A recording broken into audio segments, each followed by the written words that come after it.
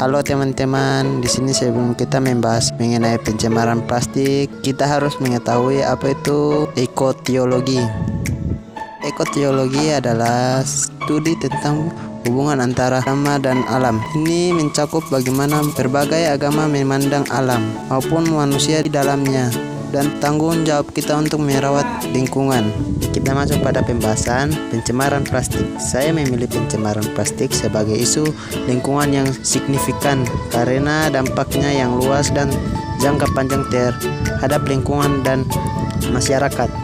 Plastik yang sulit terurai telah mencemari laut, tanah, dan udara kita. Partikel mikroplastik bahkan telah ditemukan dalam tubuh manusia dan hewan.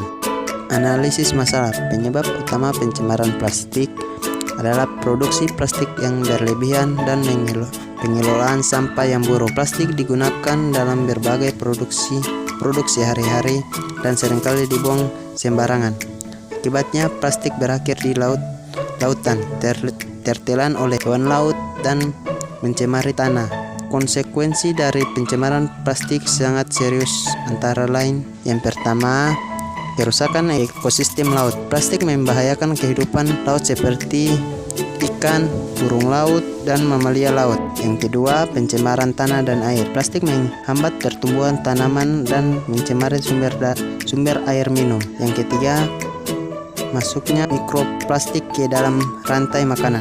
Mikroplastik dapat terakumulasi dalam tubuh manusia dan hewan, berpotensi menyebabkan masalah kesehatan. Yang ketiga, pandangan Kristiani. Kita mengatakan bahwa manusia diciptakan sebagai penata layan alam dalam Kejadian 1 ayat 26 sampai 28.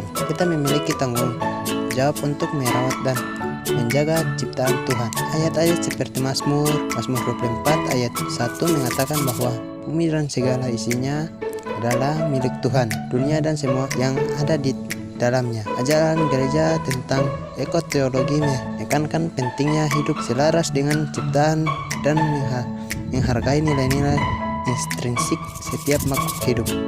Pencemaran plastik jelas bertentangan dengan prinsip-prinsip ini karena kita merusak ciptaan Tuhan yang merugikan makhluk hidup lainnya.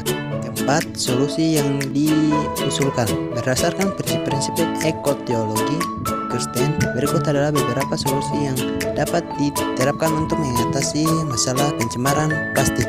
Yang pertama, mengurangi penggunaan plastik sekali pakai. Menggunakan tas belanja yang dapat digunakan kembali, membawa botol minuman sendiri, dan menghindari penggunaan sedotan plastik. Yang kedua, mendaur ulang plastik. Memisahkan sampah plastik dengan mengirimkan fasilitas daur ulang. Yang ketiga, meningkatkan kesadaran masyarakat melalui edukasi dan kampanye. Kita dapat mendorong masyarakat untuk mengurangi penggunaan plastik. 4.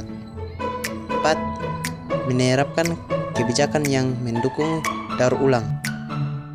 Pemerintah perlu membuat kebijakan yang mewujudkan produsen untuk bertanggung jawab atas produk plastik mereka, seperti menyediakan fasilitas daur ulang yang memadai. Yang kelima, mengembangkan alternatif plastik yang ramah lingkungan, mendukung inovasi dan mengembangkan bahan-bahan alternatif yang dapat menggantikan plastik. Dengan menerapkan solusi-solusi di atas, kita dapat mengurangi jumlah plastik yang masuk ke lingkungan, melindungi ekosistem, dan mewujudkan prinsip-prinsip keadilan lingkungan.